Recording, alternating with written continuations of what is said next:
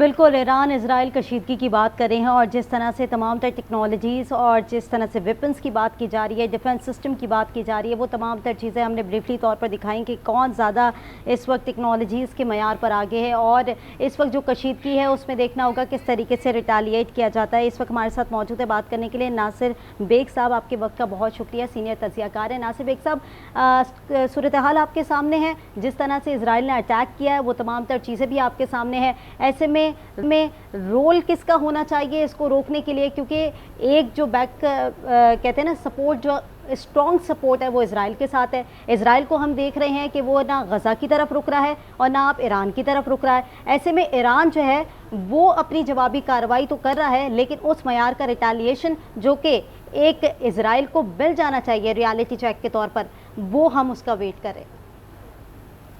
मैं थोड़ा सा ये अर्ज करना चाहूँगा कि पूरा जो रीजन है वो सीरिया के इनकलाब कहूँगा उसको, कि बात पूरा बदल गया है।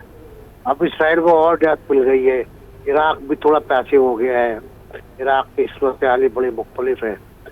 मिस्र ऑलरेडी कैंप डेविड अकॉर्ड के अंदर है, इसराइल को तस्लीम करता है, बहुत से मुल्क हैं तस्लीम करते हैं इसराइल को। इसराइल का दोस्त कौन है ये कहना बड़ा मुश्किल है। इसराइल के दुश्मन बहुत वाज़ेह तौर पर हैं, जो हम सब हैं, मुस्लिम ममालिक हैं, उनके अवाम हैं। लेकिन सबसे बड़ा दोस्त इसराइल का जो है वो अमेरिका है। देखिए अभी बयान आया है ट्रम्प साहब का, जो मुझे तवक्को थी कि वो आएगा, कि अगर इसराइल पर हमला हुआ तो हम अमेरिका और की फौज इसराइल के दिफा में लड़ेगी। बात खत्म हो गई, खुल के बात सामने आ गई कि अमेरिका इस सूरत हाल में मैदान जंग में होगा। और कल भी जो कुछ हुआ है, इसराइल ने जो तैयारे इस्तेमाल किए हैं उसमें F-35 भी है, जो लेटेस्ट तैयार है अमेरिका का, और बाकी तैयारी भी अमेरिका की, जाहिर सी बात है। तो वो वही कर रहा है और उसने बहुत टारगेट हिटिंग की है। और मुझे अफसोस होता है सोचते हुए बाज़ औक़ात कि टारगेट हिटिंग इसराइल करने में कैसे कामयाब हो जाता है ईरान में बार बार, किस तरह उसको इत्तला मिल जाती है इसकी कि कौन किस जगह पर है। ये एक बड़ी खौफनाक बात है, तो ये भी देखना होगा। लेकिन मेरा ख्याल है सबसे बड़ा दोस्त इसराइल का अमेरिका है और अमेरिका ही उसको बचाने की कोशिश करेगा। और बाकी हम लोग बहुत कमज़ोर हैं, अगरचे बहुत ताकतवर हैं हम लोग, इकट्ठे हो जाएं, तानी खड़े हो जाएं, कहें बस हो गई तो बस हो जाएगी, लेकिन होगा नहीं। नासिर साहब, आलमी ताकतें या आलमी आवाज़ें, जो कि आप कह रहे हैं कि हम सब भी आवाज़ें हैं, दीगर ममालिक भी आवाज़ें हैं, इस्लामी ममालिक भी आवाज़ें हैं, क्या वो इतनी कमज़ोर हैं कि ये तमाम तर चीज़ें ना रुक सकें? गज़ा के अंदर हमने तबाही देख रहे हैं, जो हम क़यामत सुग़रा देख रहे हैं गज़ा के अंदर, इस वक्त हम ईरान के ऊपर देख रहे हैं। क्या इस तरह की कल्चर को फ़ौक़ियत मिलती जाएगी? क्या आलमी आवाज़ें क्यों खामोशी अख्तियार कर लेती हैं कि आगे चलकर क्या इस चीज़ के ऊपर कोई स्टॉप नहीं लगेगा, पुल स्टॉप नहीं होगा कि अब हम इस चीज़ को रुक जाना चाहिए?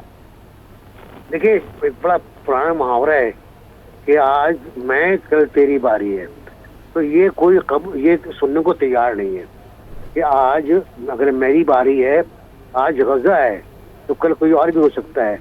गज़ा में जो कुछ हो गया उसके बावजूद हम खड़े नहीं हो पाए, सबसे पहले वो करीब पड़ोसी ममालिक वो खड़े नहीं हो पाए, तो ईरान के लिए क्या खड़े होंगे भाई? ज़्यादा से ज़्यादा मजम्मती बयान दे देंगे।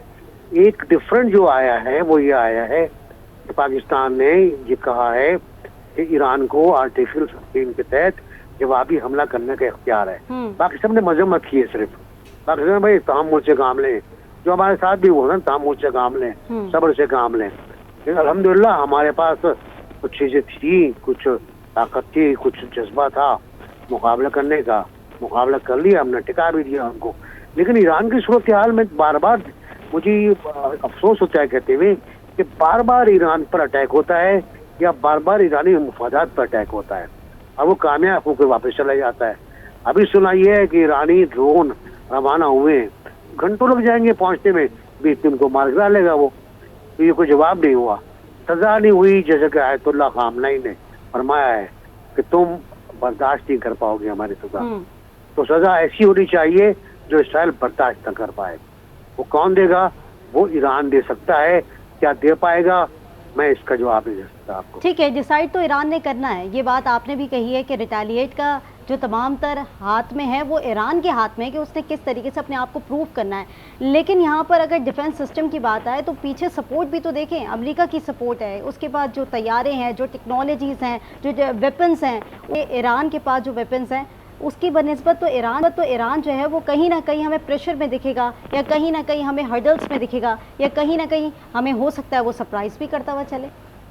نہیں صحیح کہہ رہے ہیں, بالکل آئی ایگری.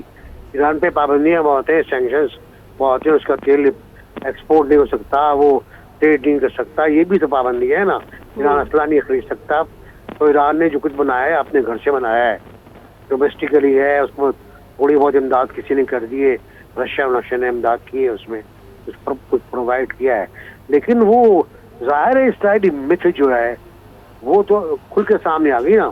تو اس کے پاس F-35 بھی ہے, F-16 بھی ہے, F-17 بھی ہے, F-18 بھی ہے, اس کے پاس طاقتور بم بھی ہیں, اس کے پاس دور مارے میزائل بھی ہیں, اس کے پاس خطرناک ڈرون بھی ہیں. خطرناک ڈرون میں کہہ رہا ہوں, ڈرون ایک عام لفظ ہوتا ہے, خطرناک ڈرون بھی ہیں جو آن ٹارگٹ جاتے ہیں.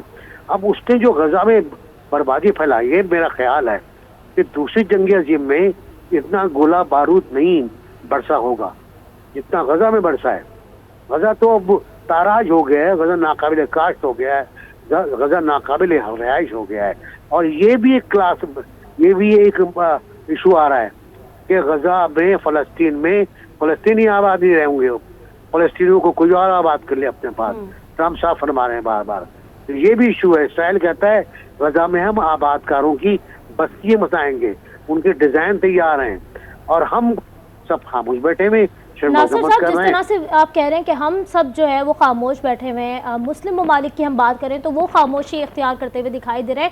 اسرائیل کی, جیسے آپ نے اسٹارٹ میں یہ بھی کہا تھا کہ اسرائیل جو ہے وہ مسلمانوں کا دشمن ہے بیسیکلی, تو کیا سمجھتے ہیں اگر مسلم ممالک ہی ساتھ کھڑے ہو جائیں, جس طرح سے پاک بھارت جنگ میں پاکستان کا کردار رہا, اگر ہم سب مسلم ممالک مل کر کھڑے ہو جائیں تو اسرائیل کوئی اہمیت نہیں رکھتا؟ دیکھیے, میں ایک بات آپ شیئر کر دوں, فرینکلی ہمارے ساتھ کوئی نہیں تھا, ہم اپنے ساتھ خود تھے. ایران تک ہمارے ساتھ نہیں تھا, ایران بھی سالسی کرانے آیا تھا. ہم نے جو موقف اختیار کیا وہ ڈفرینٹ ہے. باقی سب ملک تحمل کریں, صبر کا مظاہرہ کریں, ہاتھ روکیں, جنگ بند کریں, اس پہ لگے ہوئے تھے. ایک چائنا تھا جسے سپورٹ کیا ہم کو, اور باقی کچھ اور ممالک تھے ہمارے, جنگ بند دیے, بہت لوگوں نے سپورٹ کیا. سچی بات یہ ہے. تو آپ کو اپنی قوت پہ خود انحصار کرنا ہوتا ہے, خود طاقت پہ انحصار کرنا ہوتا ہے. ایران کے ساتھ کوئی نہیں ہے, ایران کے ساتھ اس کی اپنے عوام کی قوت ہے, ایران کے ساتھ عالمی رائے عامہ ہے, ایران کے ساتھ. دیکھیں دنیا بھر میں مظاہرے ہوتے ہیں اسرائیل کے خلاف, کتنے بڑے بڑے مظاہرے ہوتے ہیں, اس کا کچھ نہیں بگڑتا. اس نے تو ٹرمپ صاحب کو بھی ڈانٹ دیا تھا, نہیں میں جنگ بندی نہیں کر رہا, اور میں ابھی حملہ کروں گا. کل رات تک جو تھا, جب ہم لیٹے ہیں رات کو 12-1 بجے کے بعد, تو یہ تھا کہ حملہ آج نہیں ہوگا, لیکن ٹرمپ نے کہا تھا, لیکن فجر سے پہلے حملہ ہو گیا, اور جاگ رہے ہیں ہم لوگ. تو میرا اپنا خیال یہ ہے کہ ایران کا یہ جو ایشو ہے یہ بہت بڑا ریجنل ایشو بھی بن سکتا ہے. دیکھیں عمان میں آج جو کل اتوار کو جو کانفرنس ہونی تھی امریکہ کی اور ایران کی, شاید وہ منسوخ ہو جائے گی, ایک اور مسئلہ ہو جائے گا. اور اس کے ساتھ ساتھ آگے آنے والے دنوں میں اسرائیل کہاں تک جاتا ہے, کیا وہ 12 پرنسپل جو ہیں. تو ناصر صاحب, کیا آپ کو یہ لگتا ہے کہ جو اتوار کو مذاکرات ہونے تھے اور اس سے پہلے جو یہ حملہ کیا گیا ہے, تو کہیں نہ کہیں اسرائیل کی اسٹریٹجی ہو کہ ایران کو جو ہے بیک سٹیپ کرنا ہے اور کہیں نہ کہیں اس کو نقصان مزید پہنچانا ہے؟ کیونکہ اس وقت جو ہم امریکہ کا رول دیکھ رہے ہیں تو امریکہ کا رول بھی واضح ہے. ایک طرف اگر مذاکرات کی میز پر بٹھایا بھی جاتا ہے تو کہتے ہیں سخت مذاکرات ہیں, ایسے میں جو ہے وہ آپ کو جو ہے اپنی جو کہتے ہیں جوہری ہتھیار ہیں اس کو آپ کو جو ہے وہ ترک کرنا پڑے گا, یعنی کہیں نہ کہیں شرائط رکھی جاتی ہیں ایران کے آگے. ہاں نہیں, وہ تو بہت کلیئر شرط ہے, انہوں نے تو یہ کل بھی کہا ہے کہ ہم یہ چاہتے ہیں کہ ہم چاہتے نہیں, ہم یقینی بنائیں گے کہ ایران کے پاس ایٹم بم نہ ہو, ایران ایٹمی طاقت نہ بنے, ایران ایٹمی ہتھیار اپنے پاس نہ رکھ سکے. اور یہی اسرائیل بھی چاہتا ہے, اس کی بھی خواہش ہے. تو کہیں نہ کہیں خوف زدہ ہیں. جی میں کہہ رہی ہوں کہیں نہ کہیں آپ کو لگتا ہے کہ خوف ہے کوئی دل میں ایسا کہ ایران جو ہے وہ نیوکلیئر ملک نہ بن جائے یا نیوکلیئر اسٹیٹ کے طور پر ابھر کر سامنے نہ آ جائے؟ ईरान में समझा नहीं बात आपकी, आवाज सही नहीं आ मैंने रही। कहा कि कहीं ना कहीं अमेरिका या फिर इजराइल को कोई ना कोई खतरा है कि ईरान जो है वो एक स्ट्रॉन्ग न्यूक्लियर स्टेट बनकर ना उभर जाए। हाँ, हो सकता है, बिल्कुल हो सकता है, लेकिन इसराइल में, ईरान में एक फतवा ऑलरेडी मौजूद है कि एटम बम हराम है। ये आयतुल्लाह खुमैनी का फतवा है।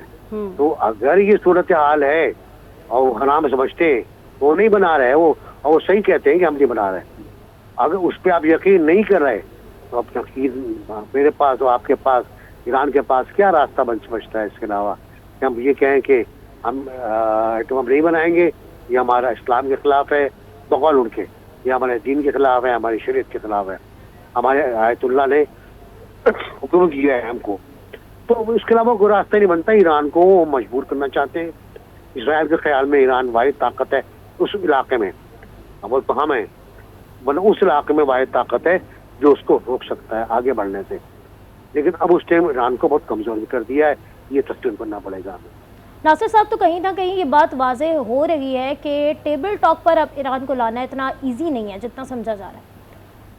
नहीं, टेबल टॉक मुझे मुमकिन नजर नहीं आती, क्योंकि कल के बाद तो अब तो ट्रम्प साहब ने भी कह दिया है कि मुमकिन नहीं है।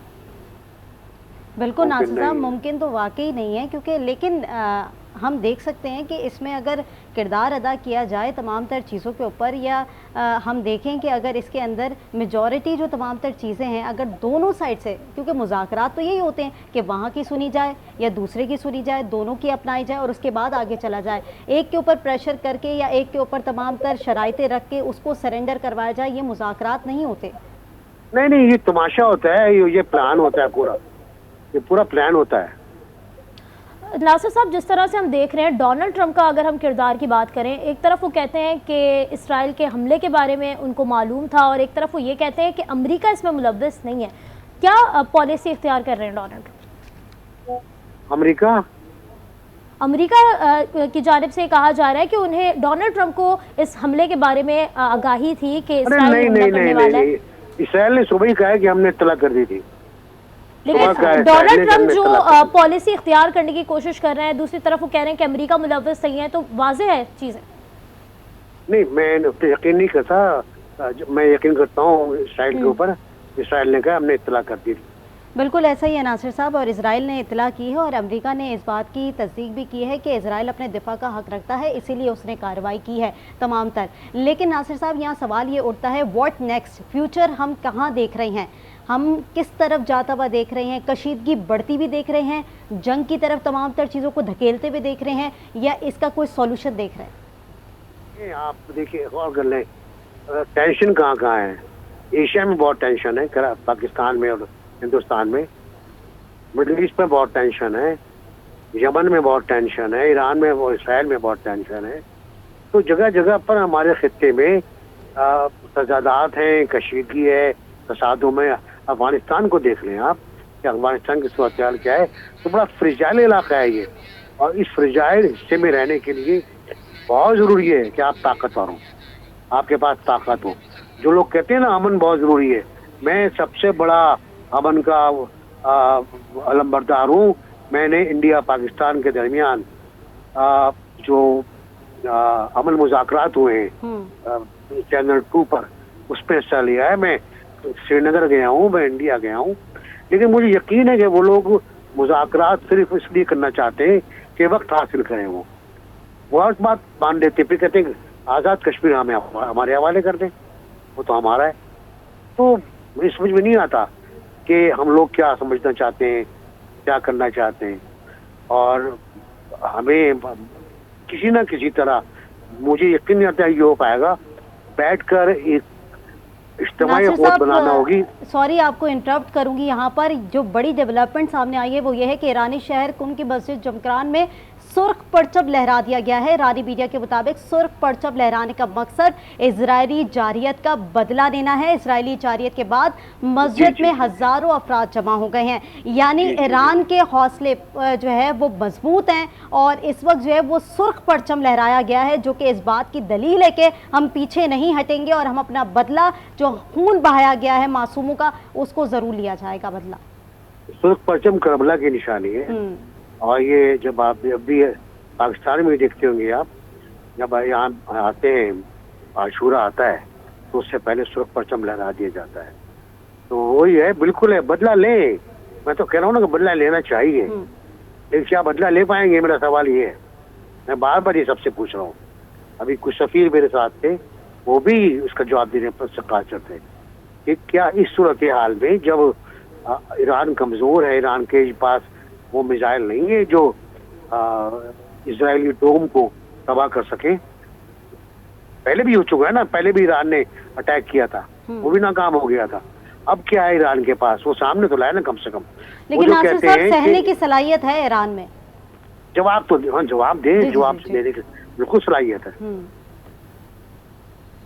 ناصر صاحب صلاحیت ہے ایران کے پاس دینے کی، لیکن اس پہ بات یہاں پر یہ آتی ہے اگر سرخ پرچم لہرایا گیا ہے اور جو بیانات ہمیں ایرانی میڈیا کی جانب سے مل رہے ہیں اس میں جو سپریم لیڈر کے بیانات ہیں اس میں امریکہ کو بھی تنبیہ ہے، اس میں اسرائیل کو بھی کہا گیا ہے کہ اب اپنی بربادی کا جو ہے وہ آپ تماشا دیکھے گا اور جس طرح سے آپ نے معصوموں کا خون بہایا ہے اس کا حساب آپ کو ضرور دینا ہوگا. اس طرح کے بیانات جو ہے وہ تبھی دیے جاتے ہیں جب بیک پہ کوئی اسٹریٹجی مینٹین کی گئی ہو یا بیک پہ جو ہے وہ اپنی تیاری مکمل کی گئی ہو. مجھے اتنا بتا دیجیے، دیکھیں میں صرف اپنے علم کے لیے پوچھ رہا ہوں کہ کل کا حملہ ناکام کیوں نہیں بنایا گیا؟